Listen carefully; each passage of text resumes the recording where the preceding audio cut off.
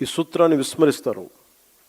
వారు తమ స్వల్పకాలిక రాజకీయ ప్రయోజనాల కోసం ప్రజల మధ్య, ప్రాంతాల మధ్య విభజనను సృష్టించి దేశ సమగ్రతని ప్రమాదంలో పడేస్తున్నారు. అనేక మార్లు చెప్పాను, 2014లో కాంగ్రెస్ పార్టీ ఆంధ్రప్రదేశ్ రాష్ట్రాన్ని విభజించిన తీరు మీద మనం ఆవేదన వెలిబుచ్చాం తప్ప ఇక్కడ తెలంగాణ రాష్ట్ర విభజనని జనసేన ఏ రోజు కూడా దాన్ని అడ్డు చెప్పలేదు. ఇది 2009 నుంచి నేను రిపీటెడ్గా చెప్తున్నా, this is my commitment and also Janasena's commitment for betterment of Telangana, for the statehood of Telangana. కాకపోతే కాంగ్రెస్ పార్టీ విభజించిన తీరు మటుకు ఒక అసంతృప్తిని, ఒక అశాంతిని సృష్టించింది. ఈ రోజుకి ఆ వారసత్వపు సమస్యలు ఇలాగే ఉన్నాయి, ఆస్తుల పంపకాలు కావచ్చు. అంటే ఇవన్నీ కాంగ్రెస్ పార్టీ ఆ రోజు చేసిన విభజించిన విధానం కానీ, వాళ్ళ డివిజివ్నెస్ అప్రోచ్ కానీ ఈ రోజుకి ఆ ధోరణి మారలేదు. దానికి ఉదాహరణ ఇటీవల తెలంగాణలో జనసేన సభని అనుమతులు ఇవ్వకుండా అడ్డుకోవడం.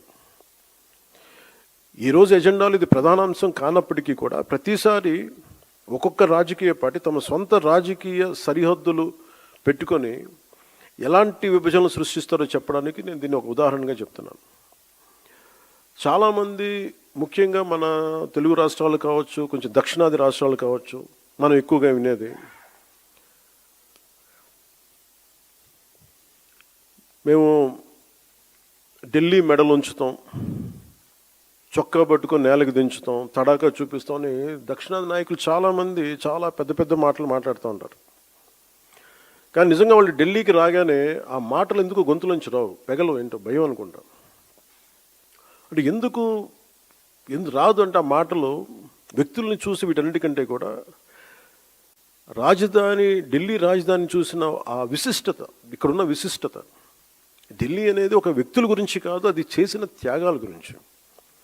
140 కోట్ల మంది ప్రజలను సురక్షితంగా ఉంచడానికి, పరిపాలించడానికి నిరంతరం పోరాడుతున్న ఎన్నో నిబద్ధత కలిగిన సంస్థలు, అది న్యాయ వ్యవస్థలు కావచ్చు, రాజకీయ వ్యవస్థలు కావచ్చు, అడ్మినిస్ట్రేటివ్ వ్యవస్థలు కావచ్చు, డిఫెన్స్ వ్యవస్థలు కావచ్చు, ఇవన్నీ దగ్గరుండి చూసినప్పుడు మనకు అలాంటి మాటలు పెగలవు.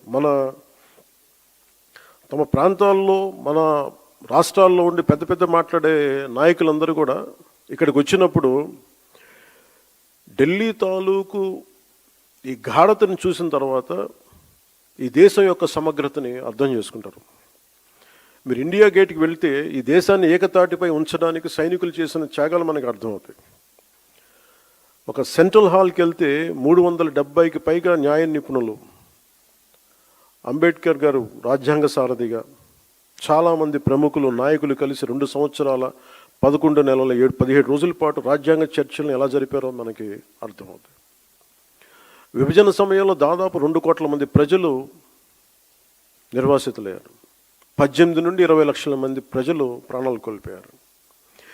మనం ఢిల్లీని తాకినప్పుడల్లా మనకి ఈ విషయాలని మనసులోకి, స్ఫురణలోకి వస్తాయి.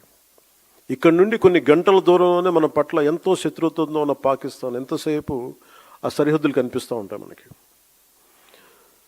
ఈరోజు నేను ఎందుకు ఇక్కడ పెట్టానంటే, జనసేన పార్టీలోని ప్రతి ఒక్క నాయకుడు, ప్రతి సభ్యుడు ఇది అర్థం చేసుకోవాలని ఇక్కడ నేను పెట్టాను. అంటే ప్రాంతీయతని విస్మరించని జాతీయవాదాన్ని అర్థం చేసుకోవాలంటే ఎక్కడో మనం కూర్చొని హైదరాబాదు, మంగళగిరి, ఢిల్లీ, ఆంధ్ర, తెలంగాణలో కాకుండా